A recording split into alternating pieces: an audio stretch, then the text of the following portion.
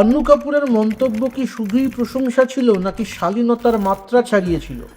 কেন একজন বর্ষিয়ান অভিনেতাকে শেষ পর্যন্ত পা ধরে ক্ষমা চাওয়ার কথা বলতে হলো? তামান্না ভাটিয়া এখন যাতেই হাত দিচ্ছেন সেটাই শোনা হয়ে যাচ্ছে। স্ত্রী 2 থেকে শুরু করে ওয়েব সিরিজ, ওর নাচের জাদুতে মুগ্ধ গোটা দেশ। কিন্তু এই সাফল্যের মাঝেই এক অস্বস্তিকর বিতর্কের সৃষ্টি হলো প্রবীণ অভিনেতা আন্নু কাপুরের একটি মন্তব্যকে কেন্দ্র করে। একটি পডকাস্টে তামান্নার গায়ের রঙের প্রশংসা করতে গিয়ে অন্নু যে শব্দগুলো ব্যবহার করেছিলেন তা অনেকের কাছেই যৌনগন্ধি মনে হয়েছে।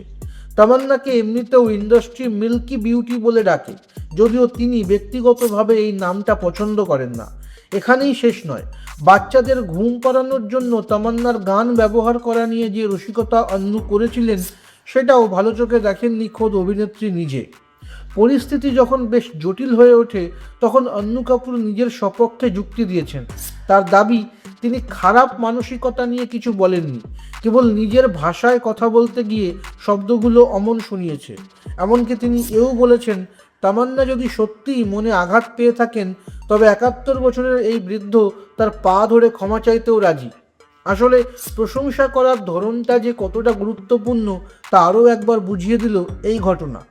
ভাষার মারপ্যাচে অনেক সময় সহজ প্রশংসাও যে অভদ্রতার রূপ নিতে পারে, তা থেকে কি আমাদের শিক্ষা নেওয়ার কিছু নেই? আপনারা কি মনে করেন, আন্নু কাপুরের মতো সিনিয়র শিল্পীদের কথা বলার সময় আরও একটু সচেতন হওয়া উচিত ছিল? আপনার মতামত কমেন্ট করুন।